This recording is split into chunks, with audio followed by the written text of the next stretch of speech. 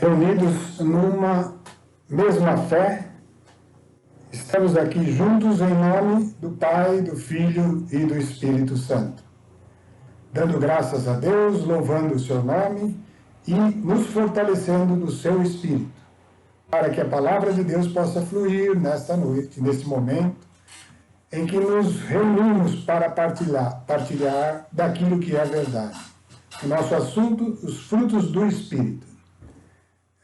Esse é o nosso foco, desde longa data, né? A gente vem tratando desse assunto. E, para chegar a ele, escolhemos destacar alguns recursos que já falamos, né? E estamos tratando, então, um dos principais recursos, que é a fé, né? Vimos que tudo começa na fé, lá atrás mesmo, naquele caminho de sabedoria, naqueles passos de Pedro, do segunda carta de Pedro, e depois, então, na oração, que é fundamentada na fé, e agora tratando da fé especificamente para entendermos o que é essa palavra, né? E foi assim que começamos esse assunto. Já tratamos algumas semanas e vamos dar continuidade. Então, repassando rapidamente as telas que nós falamos a semana passada, nós vimos que a fé é um dom de Deus, já vimos isso, é um dom, uma coisa que está naquele que tem ouvidos para ouvir, e este é a boa semente da parábola do semeador, né? Então, essa capacidade de ouvir, ela, quando recebe a pregação, suscita fé, e esse é o dom de Deus, né? Esse é o dom de Deus, mas nós não podemos parar aí, né? É preciso aumentar a fé, é preciso se aprofundar no conhecimento do que é a fé, esse é o nosso propósito, né, nessa nossa reunião, para que ela possa ter os meios de se desenvolver, né? Aí nós tratamos de alguns aspectos, vamos aí na próxima tela, e uma conclusão importante para nós. A fé é o conhecimento íntimo, interior de Deus, que tem o poder de nos capacitar a oferecer ou realizar aquilo que agrada a Deus. Vimos que a Bíblia tem vários exemplos, lá mesmo no Velho Testamento, ainda antes de Cristo, daqueles que conseguiram achar um meio de interagir com Deus e conhecer a Deus para fazer aquilo que lhe agrada, né?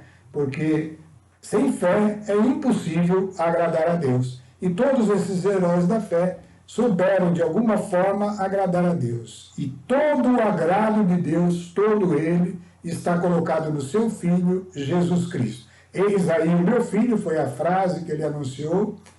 Eis aí o meu filho, no qual eu pus todo o meu afeto. Agradar a Deus é estar em Cristo. E, mesmo no Velho Testamento, aqueles que creram na palavra de Deus, creram no Verbo e, portanto, agradaram a Deus. Então, esse conhecimento íntimo de Deus, que deve crescer em nós por meio do Verbo, é que nos capacita a oferecer ou realizar aquilo que agrada a Deus. Isso nós vimos. Continuando, é preciso saber que existe um mecanismo para que a fé cresça, né? Esse mecanismo os discípulos tentaram descobrir, eles viram que precisavam de mais fé.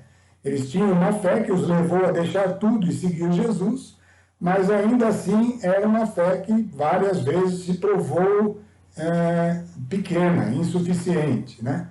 E eles queriam então uma fé maior. E quando pediram para Jesus, ele deu esse exemplo aí do grão de mostarda, dizendo que a fé, mesmo pequena, ela é toda suficiente.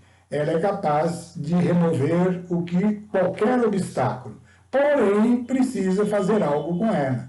Precisa realizar algo com essa fé, mesmo que seja pequena, e que foi dada de acordo com a capacidade de cada um, conforme a parábola dos talentos, né?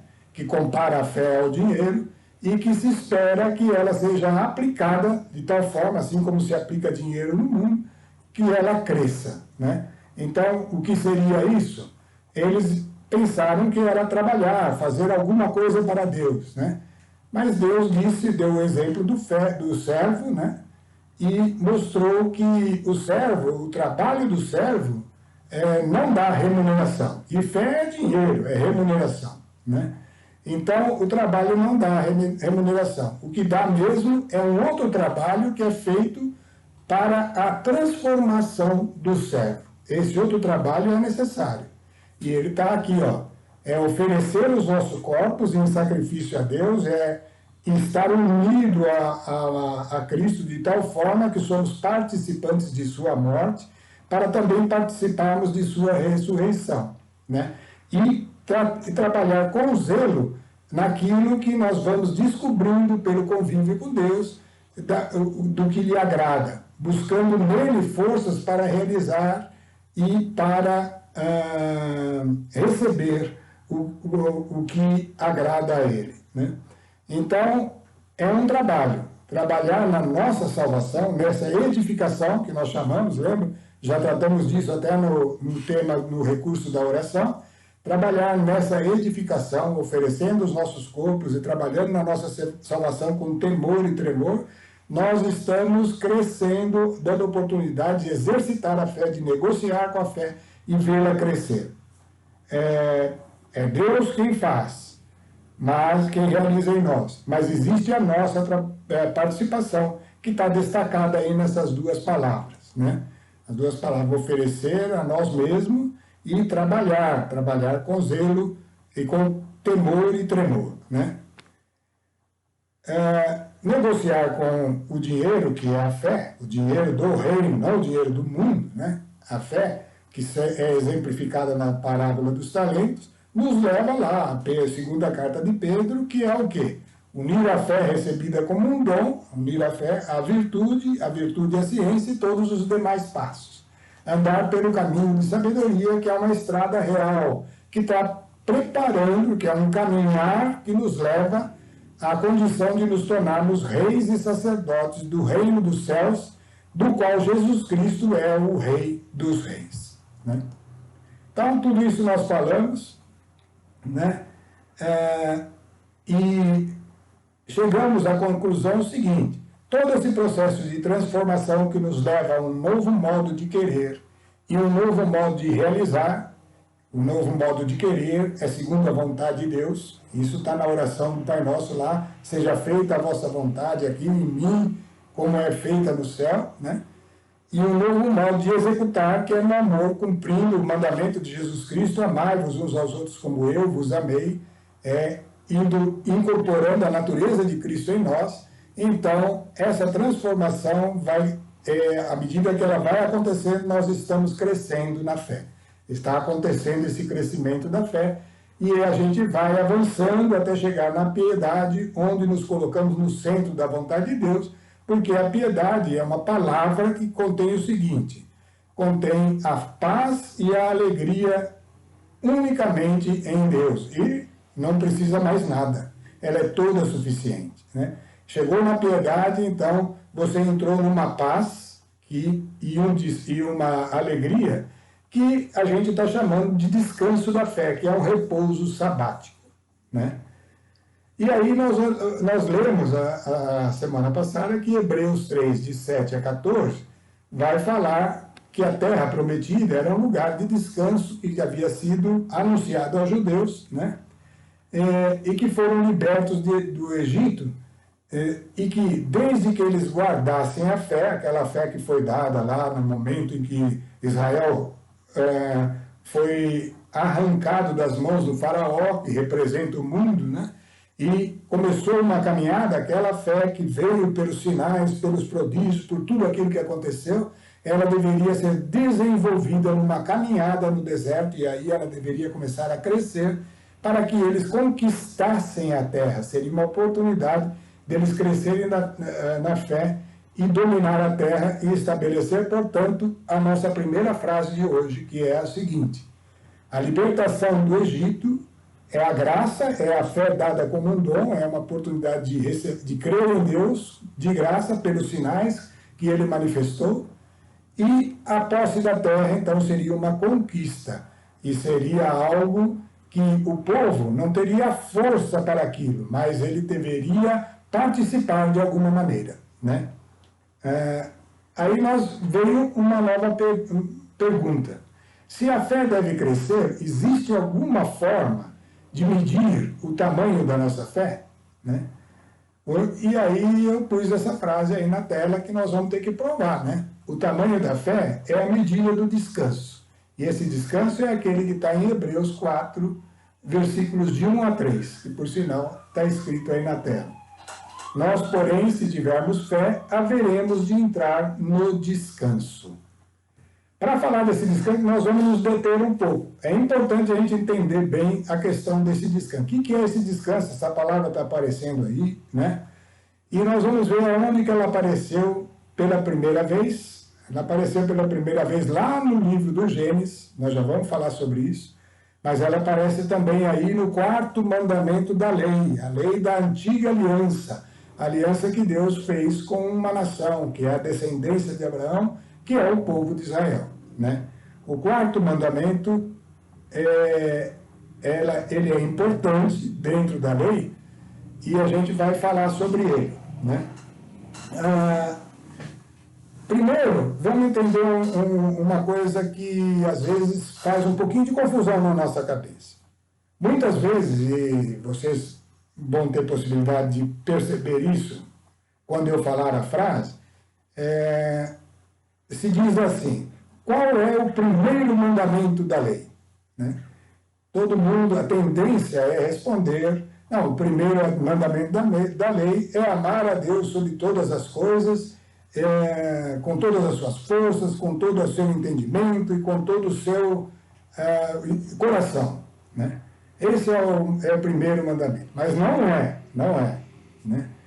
Os 10 mandamentos, eles se dividem em 2 grandes mandamentos que Jesus resumiu assim. Ele disse: a toda a lei e os profetas se resumem em amar a Deus sobre todas as coisas, com todas as suas forças, tal, né? E ao próximo como a ti mesmo. Então, os 10 mandamentos estão divididos eles se resumem nesses 2 mandamentos: amar a Deus sobre todas as coisas e ao próximo como a ti mesmo. Né? Como a ti mesmo. Né? Vamos entender isso. Dos 10 mandamentos, o primeiro deles, que a gente fala sempre que é amar a Deus, na verdade não é. O primeiro mandamento diz assim: não terás outros deuses diante de ti. Esse é o primeiro mandamento. Não ter outro Deus diante do Deus verdadeiro. O segundo mandamento é: não farás imagem de escultura de coisa alguma, do que há no céu ou que há na terra, e não te prostrarás diante dela para adorá-las. O terceiro mandamento vai dizer, primeiro mandamento, o terceiro mandamento, não farás imagem. Né? Não, a imagem é o segundo. O terceiro mandamento é: não utilizarás o nome, não usarás o nome de Deus em vão. Esse é o terceiro. Então, o primeiro, segundo, o terceiro e o 4º mandamento é esse que está aí na tela. Né? 4º mandamento: não farás trabalho algum, nem tu, nem teu filho, nem tua filha, nem teu servo, nem tua serva, nem teu animal, nem o estrangeiro que está dentro do muro, no dia de sábado. Guardarás o sábado do Senhor, e não farás trabalho algum, pessoa alguma, nem os animais. Né? Então, por que a gente está destacando esses 4 mandamentos? Porque eles se resumem naquela frase de Jesus: amar a Deus sobre todas as coisas. Era para o israelita guardar esses 4 mandamentos: não ter outros deuses, não ter ídolos, não fazer a obra de sua mão, colocá-la no lugar de Deus. Fazer imagem é colocar algo que você criou no lugar de Deus. Então é algo seu, né? Isso não pode ser feito, não tem nada que nós possamos realizar que vai agradar a Deus. Não é uma maneira de nós representarmos Deus por uma iniciativa nossa, né? Então esse é um outro aspecto. O terceiro aspecto: não usar o nome de Deus em vão. Isso é uma coisa muito comum hoje em dia, né? E o 4º aspecto, então, guardar o sábado do Senhor, que era o descanso, né? esse descanso. Se nós lermos lá, vamos ler o Êxodo o capítulo 20, de 8 a 11, e depois a sequência dos outros versículos.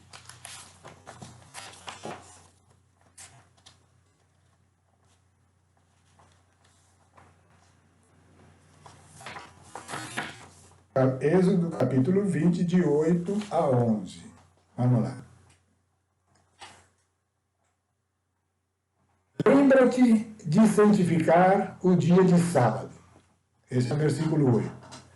Trabalharás durante 6 dias e farás toda a tua obra. Mas no 7º dia, que é o repouso em honra do Senhor, teu Deus, não farás trabalho algum.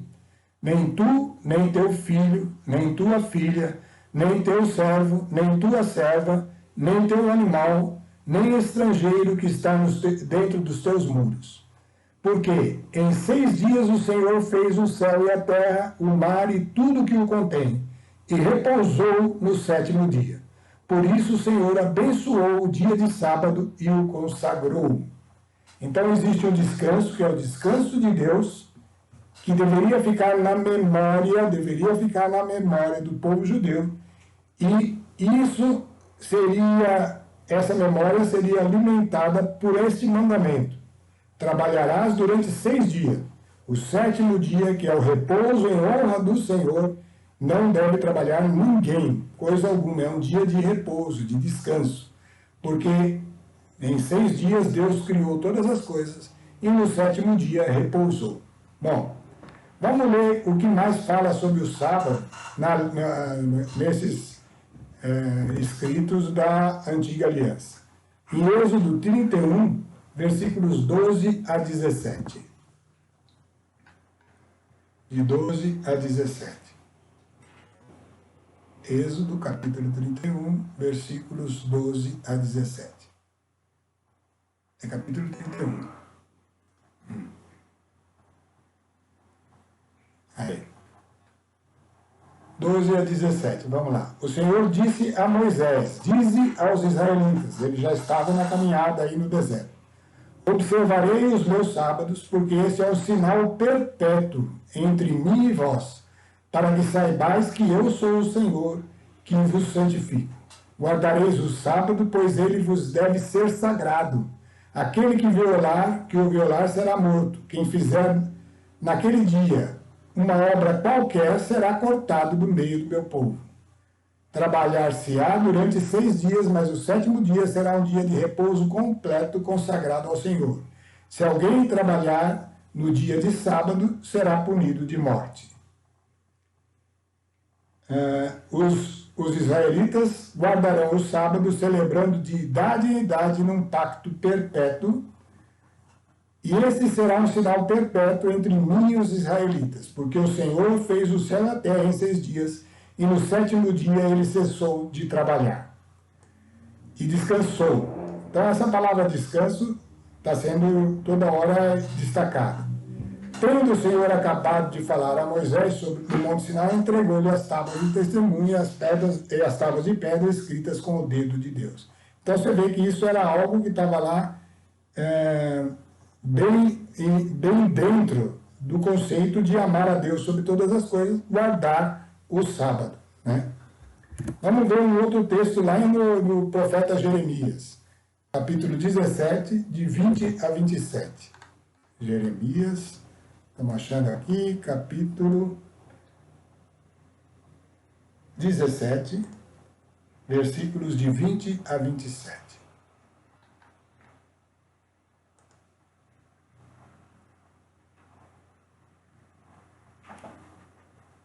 Dir-lhe-ás, aí é Deus falando para o profeta Jeremias anunciar isso. Dir-lhe-ás: escutai a palavra do Senhor, reis de Judá, povo de Judá, e vós todos habitantes de Jerusalém, que entrais por estas portas.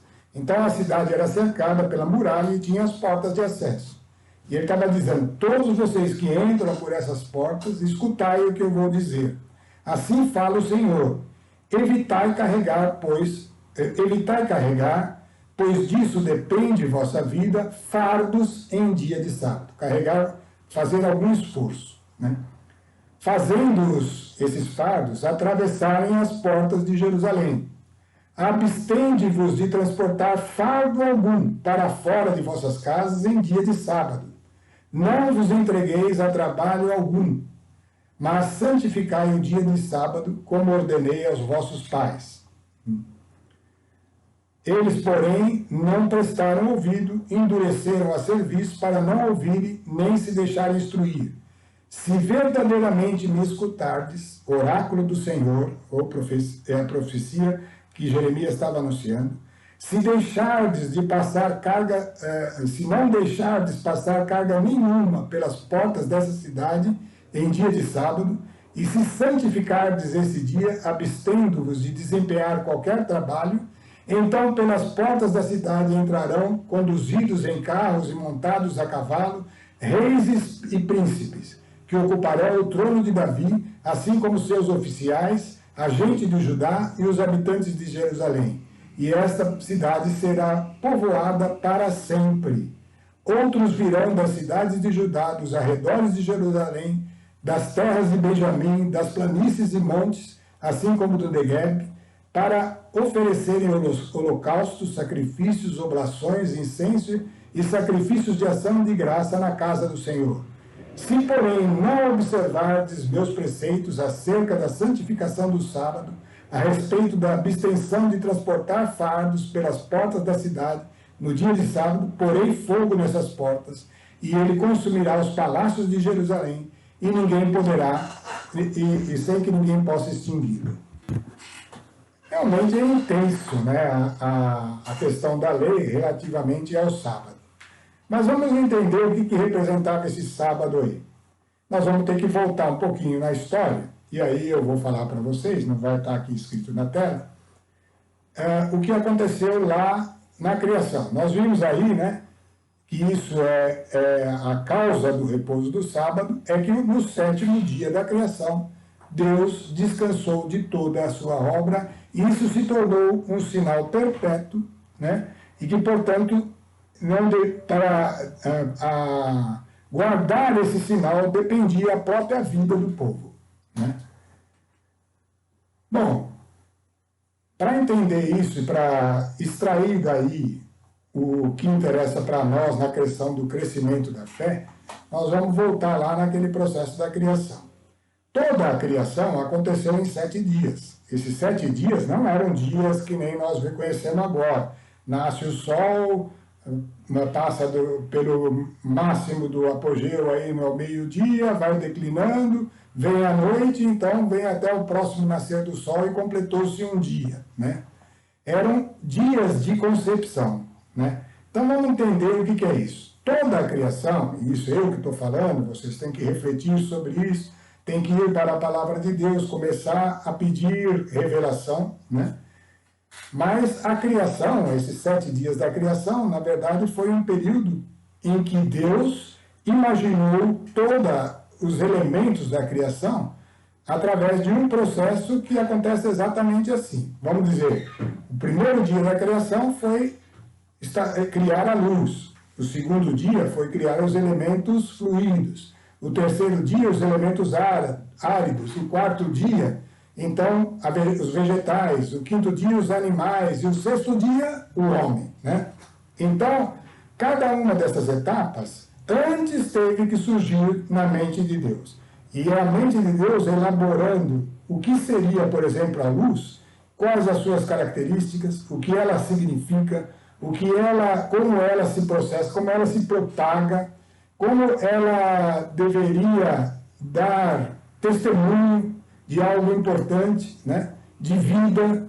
Então, cada detalhe que envolve a luz, tudo como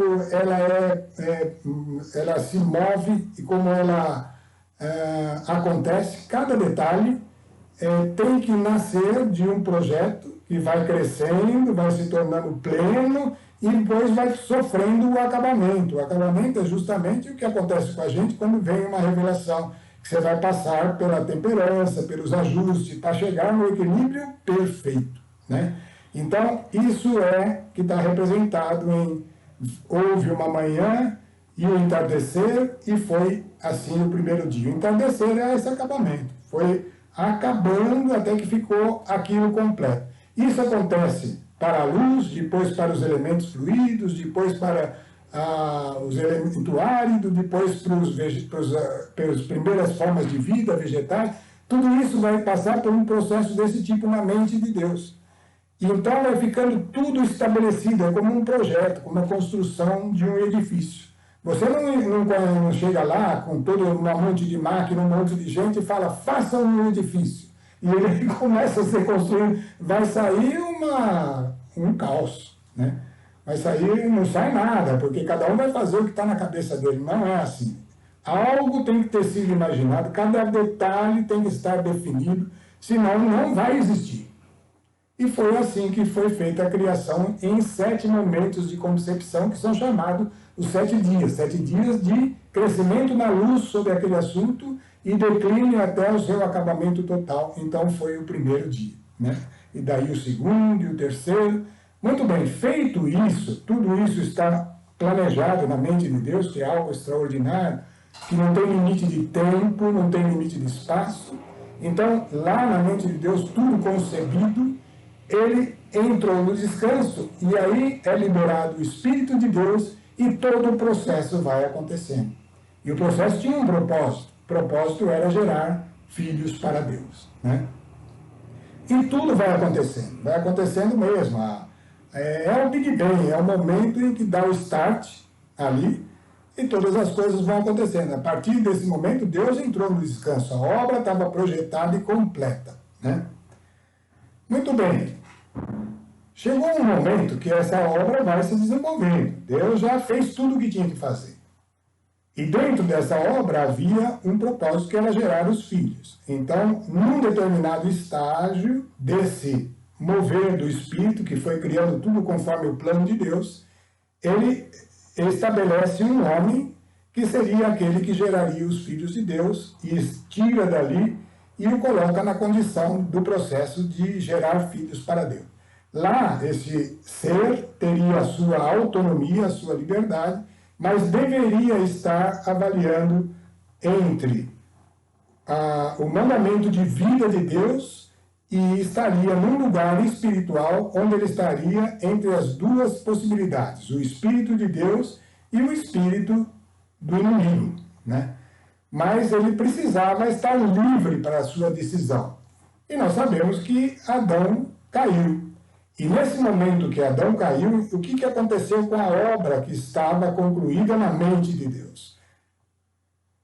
Aconteceu que ela não pôde se estender até cumprir-se plenamente e gerar filhos para Deus. Ficou interrompida.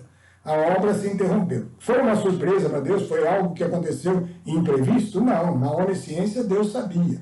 Mas ele não poderia e não quis, não que ele não pudesse, ele não quer que aquele que ele gera seja gerado por uma imposição. Ele tem liberdade, e essa liberdade estava prevista que escolheria, segundo, dentro dessa liberdade, dentro dessa autonomia, de uma maneira que interromperia o processo. Mas é claro que Deus, de antemão, já sabia que outro Adão seria providenciado. E esse novo Adão, então, veio. Então, o que aconteceu depois que veio esse novo Adão? Porque a obra que estava concluída ficou interrompida antes de ser acabada. Então, vamos ver o que aconteceu em seguida.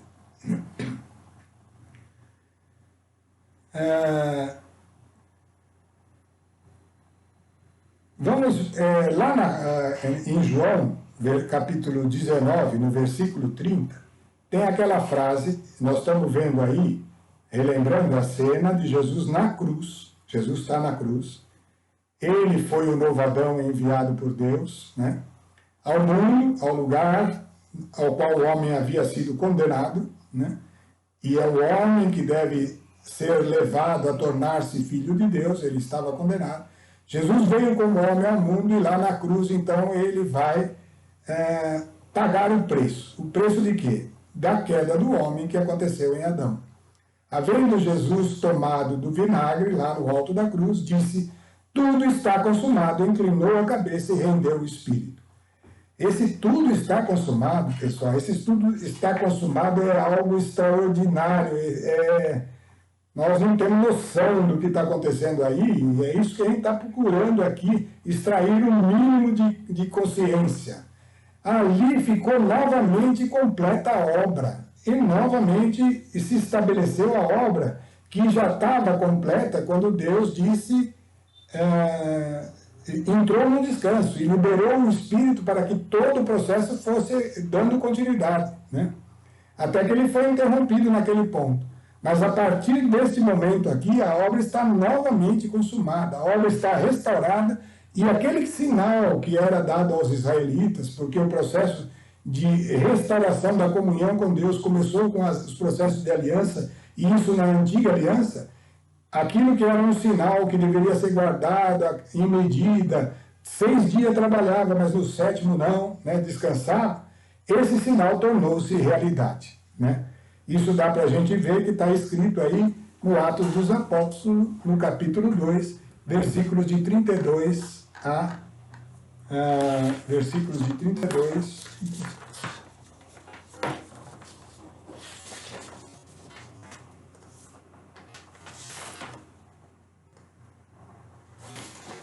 Achou aí? Capítulo 2, de 32 a 36. Vamos lá.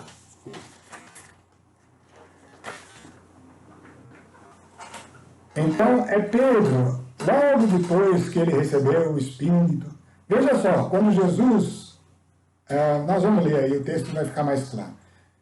Logo depois que ele recebeu o Espírito, depois que Jesus havia sido crucificado, subiu ao céu e derramou o Espírito, ele faz esse discurso e anuncia, e essa frase é importante para a gente entender o que está acontecendo agora, depois daquele momento da obra novamente consumada, restaurada completamente. A esse Jesus, Paulo pregando, Pedro anunciando àqueles que ouviram, né?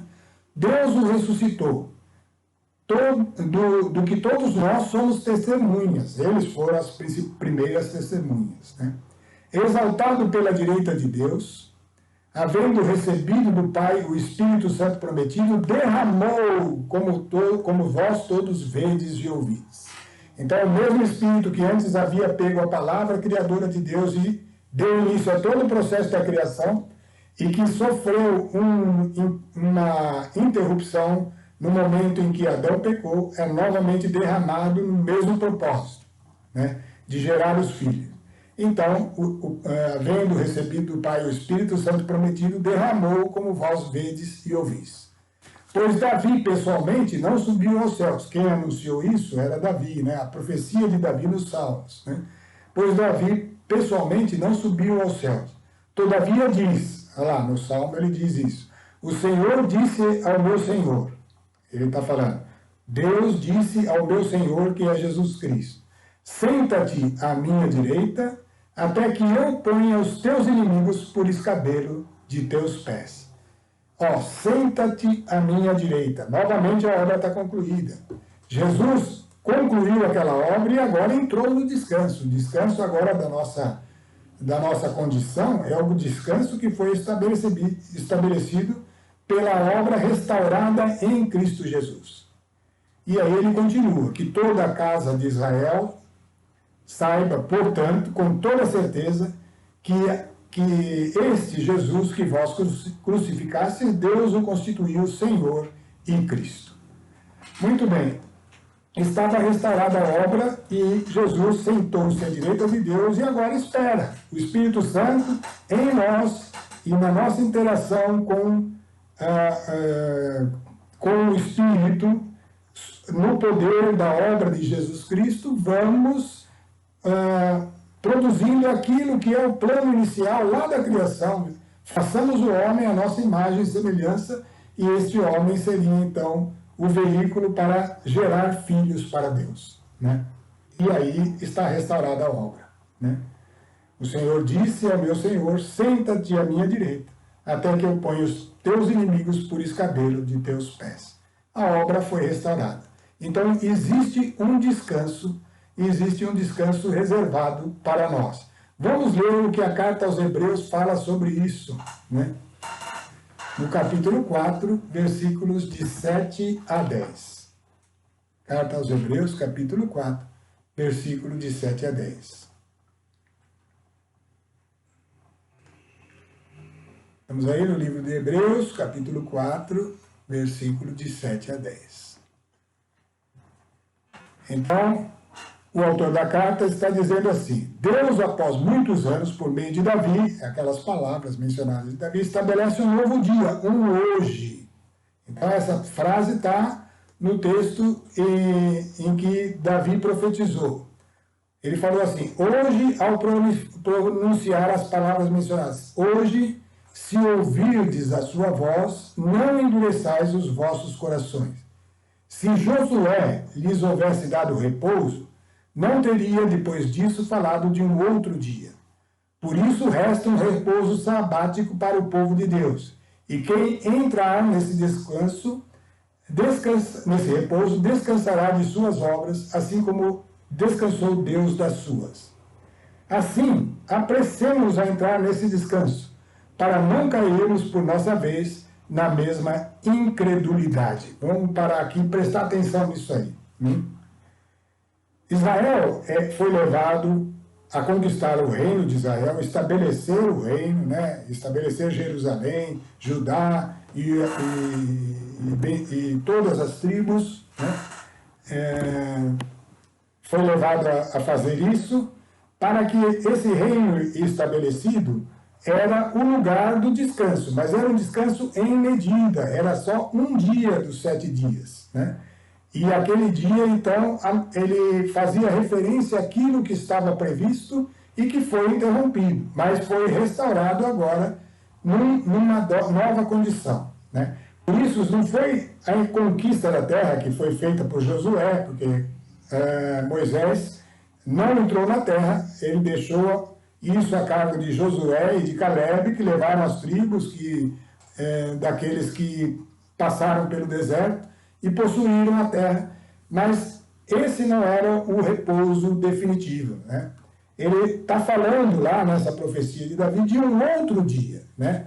E aí ele afirma, por isso resta um repouso sabático para o povo de Deus. E quem entrar nesse repouso descansará de suas obras, assim como Deus descansou da sua. Aí vem a frase para nós.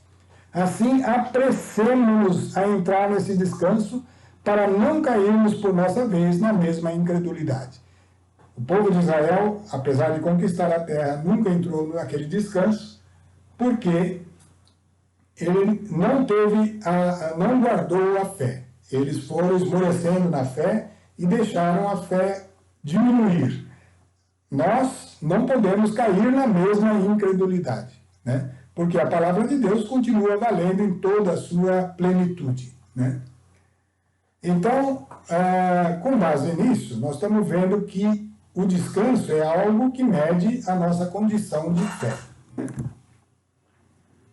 Assim, apressemos-nos a entrar nesse descanso para não cairmos por nossa vez na mesma incredulidade. Guardar o sábado hoje consiste em comportar-se como Jesus mandou no Sermão da Montanha. Vamos entender, essa é outra frase que não é tão simples de entender, mas está relacionada com o nosso assunto, né? Mateus 6, de 31 a 33, está aí na tela, vamos lá. Não vos aflijais, nem digais, que comeremos, que beberemos, com que nos vestiremos. São os pagãos que se preocupam com tudo isso. Ora, vosso Pai Celeste sabe que necessitais de tudo isso. Buscai em primeiro lugar o reino de Deus e a sua justiça, e todas estas coisas vos serão dadas em acréscimo. O que será que Jesus está querendo dizer para nós aqui? Primeiro, tem uma frase aí embaixo que está escrito: preocupações e ansiedades com as coisas do dia a dia são o equivalente àquele carregar fardos em dia de sábado. Por quê? Porque Deus estabeleceu um hoje. E a carta dos Hebreus, aqui no capítulo 4, versículos de 11 a 16, vai deixar claro isso para nós. Acho que é bom a gente ler esse texto antes de dar continuidade na reflexão aí. De 11 a 16. Né? Assim, apressemos-nos a entrar nesse descanso para não cairmos por nossa vez na mesma incredulidade. Porque a palavra de Deus é viva e eficaz, mais penetrante que uma espada de 2 gumes, e atinge até a divisão da alma e do corpo, das juntas e medulas, e discerne o pensamento e intenções do coração. Nenhuma criatura lhe é invisível, tudo é nu e descoberto aos olhos daquele a quem havemos de prestar contas. Temos, portanto, um grande sumo sacerdote que penetrou no céu, Jesus, Filho de Deus. Conservemos firmes a nossa fé, porque não temos nele um pontífice incapaz de compadecer-se das nossas fraquezas. Ao contrário, passou pelas mesmas provações que nós, com exceção do pecado. Aproximemo-nos, pois, confiadamente do trono da graça, ao fim de alcançar misericórdia e achar graça de um auxílio oportuno. Né? Então, a nossa condição agora é apressarmos-nos a entrar nesse descanso. E entrar nesse descanso é sair da confusão que existe a cada dia e que é imposta a nós por todo o sistema mundo que nos cerca. Né? Mas a gente tem que refletir, porque o que significa não vos aflijais, nem digais com que comeremos, com que beberemos, com que nos vestiremos? O que significa não se afligir com isso, não se preocupar com isso? É que a gente tem que ser passivo em relação a isso? Eu creio que não. Ser passivo em relação a isso é uma coisa muito comum do preguiçoso. Né? Ele, deixa correr, aconteça o que acontecer. Não é essa a condição.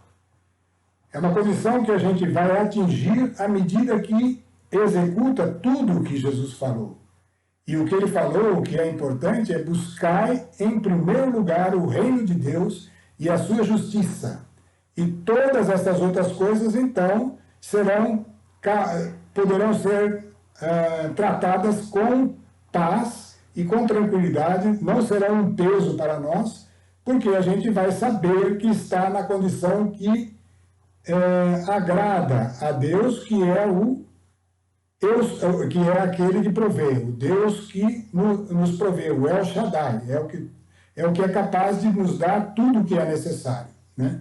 Então, ao nós assumirmos a condição de que estamos buscando o seu reino, com atenção, com zelo, com dedicação, entra em nós uma confiança interior que não nos deixa afligir, nem ficar apegado a essas coisas todas que nos cercam e que causam em nós pesos que, mesmo sendo abundante essas coisas, mesmo que elas venham de maneira farta para aqueles que estão se dedicando a elas, se prostrando diante delas, ainda assim elas não satisfazem, elas não trazem essa paz interior, essa alegria interior, e, portanto, são fardos e pesos transportados no sábado, que é o dia de hoje. A cada dia que você chama hoje, é o dia do descanso para aqueles que estão em Cristo,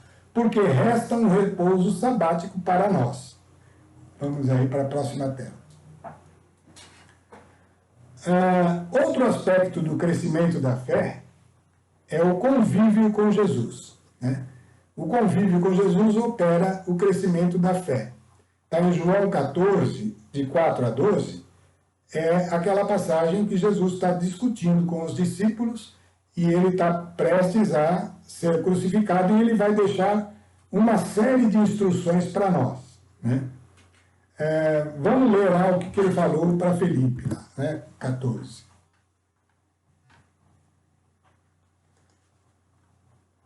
João 14, de 4 a 12. Evangelho de João, capítulo 14, de 4 a 12. Então Jesus estava falando que ele ia partir. Depois de ir e vos preparar um lugar, voltarei e tornar-vos-ei comigo, para que onde eu estou também vós estejais. E vós conheceis o caminho para ir aonde eu vou. Disse-lhe Tomé: Senhor, não sabemos para onde vais, como podemos conhecer o caminho? Jesus lhe respondeu: Eu sou o caminho, a verdade e a vida. Ninguém vem ao Pai, para onde ele estava indo, ninguém vem ao Pai senão por mim. Se me conhecesses, certamente conheceríeis meu Pai. Desde agora já o conheceis, pois o tendes visto. Disse-lhe Filipe: Senhor, mostra-nos o Pai, isso nos basta.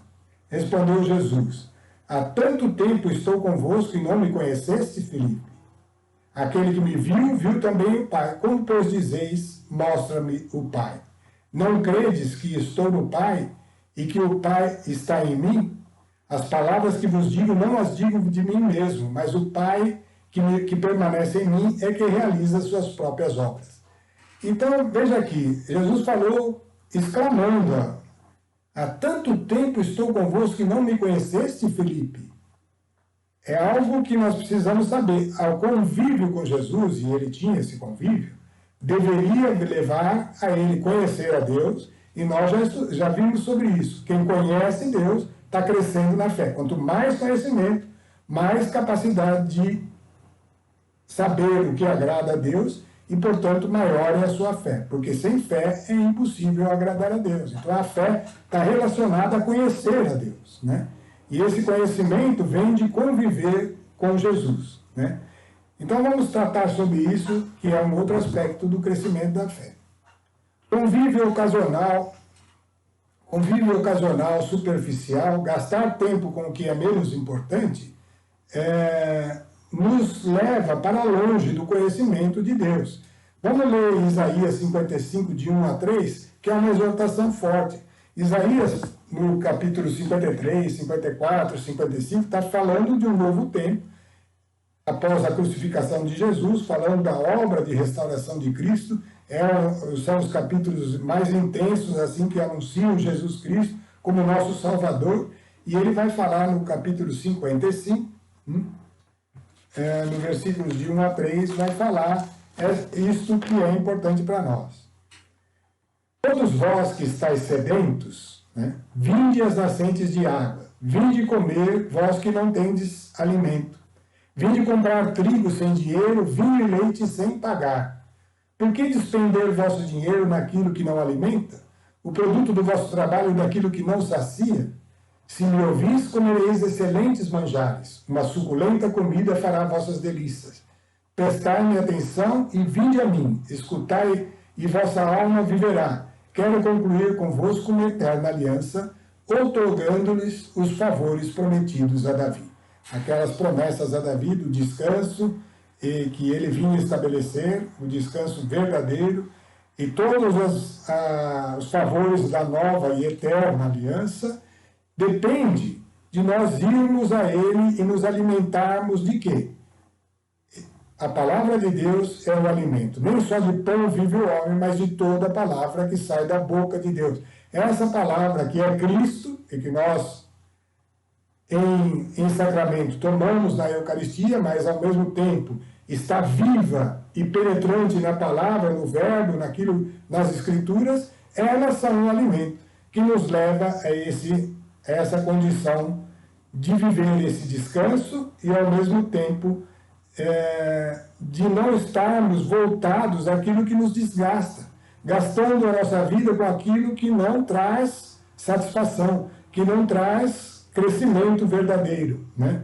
Então, saber buscar em primeiro aquilo que é mais importante é o que importa para nós, né? Quanto mais intenso a nossa busca, quanto mais intenso o nosso convívio com Jesus, mais nós estamos permanecendo nele e mais nós vamos chegar nos frutos do Espírito, que está lá em João 15, de 4 a 11. E eu vou terminar aqui, acho que dá tempo de... Podemos ler, então, esse texto, só para ver o que ele proclama, né?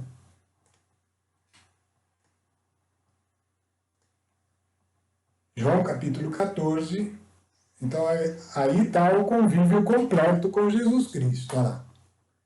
De 4. Permanecei, é Jesus falando, tá? Para nós, e estava falando para os discípulos naquela época, e vale para todos aqueles que que querem se tornar discípulos de Cristo. Permanecei em mim, e eu permanecerei em vós. O ramo não pode dar fruto por si mesmo, se não permanecer na videira. Assim também vós. Não podeis tampouco dar fruto, se não permanecerdes em mim. Eu sou a videira e vós os ramos. Quem permanecer em mim e eu nele, esse dá muito fruto, porque sem mim nada podeis fazer. Se alguém não permanecer em mim, se alguém não permanecer em mim, será lançado fora como ramo. Ele secará e hão de ajuntá-lo e lançá-lo ao fogo e queimar-se-á. Se permanecerdes em mim e as minhas palavras permanecerem em vós, pedireis tudo o que quiserdes e vos será feito. Nisso é santificado meu Pai, para que deis muito fruto e vos torneis meus discípulos. Como o Pai me ama, assim também eu vos amo. Perseverai no meu amor. Olha lá. Se guardardes os meus mandamentos, sereis constantes no meu amor. Ou seja, guardar o mandamento é permanecer em Jesus. Guardar o mandamento, sereis constantes, estareis permanecendo no meu amor. Como também eu guardei os mandamentos de meu Pai e permaneço ou persisto no seu amor. Ele deu um exemplo. Eu guardo o mandamento do meu Pai e permaneço no seu amor. Disse-vos essas coisas para que a minha alegria esteja em vós e a vossa alegria seja completa. Este é o meu mandamento, amai-vos uns aos outros como eu vos amo.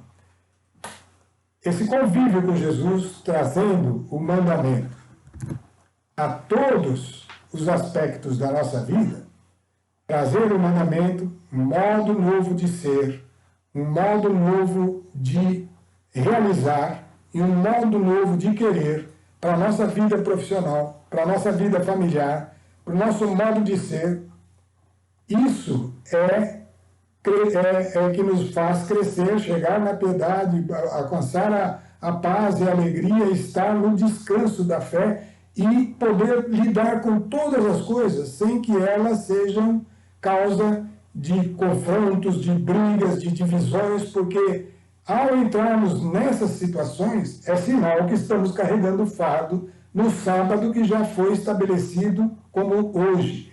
Todos os dias são sábados da nova aliança, da aliança em Jesus Cristo. Qualquer dia da semana, qualquer dia da nossa vida, enquanto estamos em Cristo, a obra está consumada, Ele está no descanso e aquele que está nele vive esse descanso.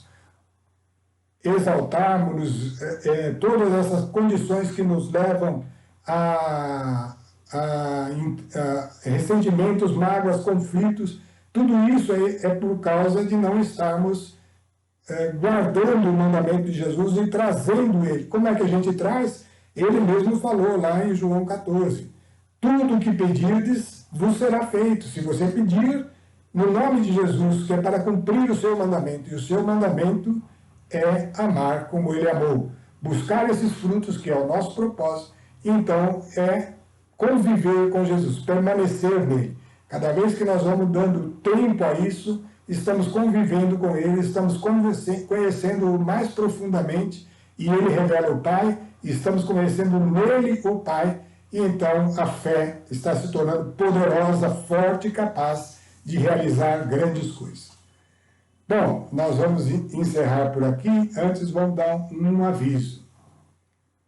Na próxima semana a gente não vai ter uma folga aí, não vai ter a nossa palestra aqui da Conexão Bíblica. Nós vamos pular uma semana e vai retomar então na segunda semana de agosto. Estaremos retomando, né? Bom, hoje então fica essa mensagem aí dessa possibilidade de nós termos uma noção de como está a nossa fé em relação à nossa situação de paz e confiança diante das circunstâncias que nos cercam, que são as circunstâncias desse mundo. Os dias são maus. Se a gente se envolver neles, vamos gerar toda espécie de conflito, de mágoas, de ressentimento, coisas que indicam, e se indicam e a gente vê é bom, porque a gente pode recorrer a Jesus Cristo e se libertar, mas caso a gente não veja, vai andando no sentido oposto, né? Então, é uma maneira de medir a nossa fé, estar nesse descanso. Vamos orar para que ele se estabeleça em nossa vida pela força do Espírito Santo. Estamos unidos em nome do Pai, do Filho e do Espírito Santo.